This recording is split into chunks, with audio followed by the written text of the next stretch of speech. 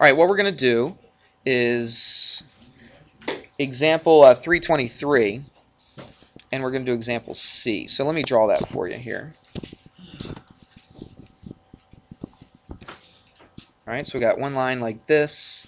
We got another line like this. Let me put it where it should be, about right there. Okay, and they do this. That goes to here, and that goes to here. All right, there's your picture. And they tell you some stuff. They tell you that this segment is equal to this segment. They tell you that this is a right angle. They tell you that this side is 2x plus 3. And they tell you that this is 4x minus 7. And they ask you to find actually the length of RT, which is, that's R and that's T. That's Q and that's S. All right? So it says find RT.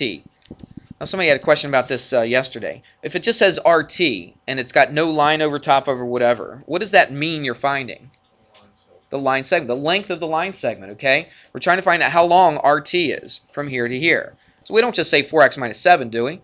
We got to figure out what? What x is, and then plug it in, right? You had that on the test, didn't you, where it said solve for x and then find the measures of the sides? Some of you guys just found x and that was it. You didn't read the rest of the problem. Solve for x, find the lengths of the sides. That's what we're doing right here. So we're finding RT.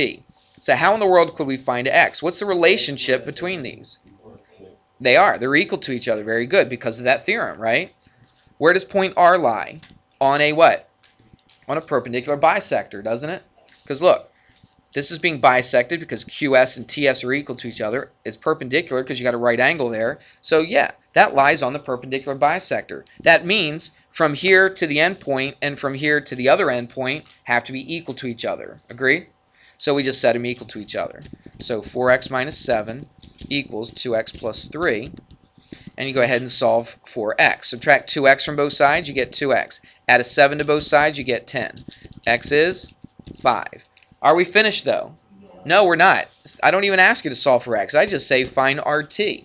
So now you got to take 5 and throw it into here. So that's 4 what? Times 5 minus 7. That's 20 minus 7, and that's 13. So RT is equal to 13.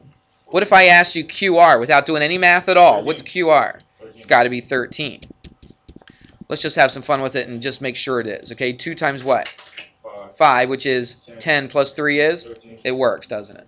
All right. Isn't that nice when you recheck it and it's supposed to be what it is? Yeah. All right. Very good.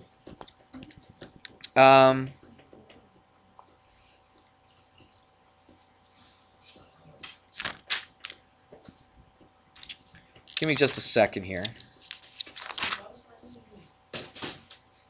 Thank you. All right, I think I'm going to stop right there. There is more to 5.1. We'll do the second half of 5.1. I think it might be a little overload for you if I do the next thing. All right, so we'll start off from, listen, you don't have to say that. I've already said I wasn't going to do it, okay? You don't have to convince me. All right, so that's right. So I'm going to finish up 5.1 tomorrow, but let me run and make a worksheet for you real quick. Give you some problems to do. All right, that's it.